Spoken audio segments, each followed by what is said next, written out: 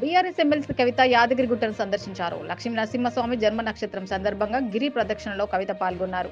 నరసింహస్వామి భజన గీతలు ఆలపిస్తూ ప్రదక్షిణ చేశారు. రాష్ట్ర ప్రజలు గిరి ప్రదక్షిణలో పాల్గొనాలని కవిత పిలుపునిచ్చారు.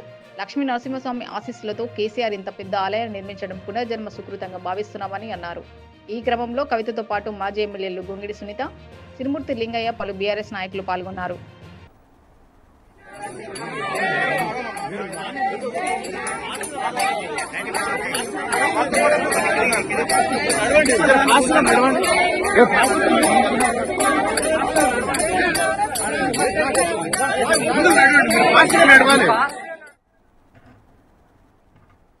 యాదాద్రిలో వెలిసినటువంటి లక్ష్మీ నరసింహస్వామి వారి జన్మ నక్షత్రమైనటువంటి స్వాతి నక్షత్రం రోజు గిరి ప్రదక్షిణ చేయడం చాలా మంచిదని చెప్పి ఆ మొత్తం యాదగిరిగుట్ట కొండ అంతా కూడా పవిత్రమైనది కాబట్టి ఆ కొండ చుట్టూ ప్రదక్షిణం అంటే స్వామివారి చుట్టూ చేసినటువంటి ప్రదక్షిణగానే భావించి మరి గిరి ప్రదక్షిణ చేయాలనేటటువంటి తలంపుతోని యాదాద్రి టెంపుల్ నుంచి ఏదైతే చేపట్టినరో యాదాద్రి అయ్యవార్లందరూ కూడా నిర్ణయించి చేపట్టినరో ఆ పుణ్య ప్రదక్షిణలో పాల్గొనడం నా అదృష్టంగా నేను భావిస్తూ ఉన్నాను.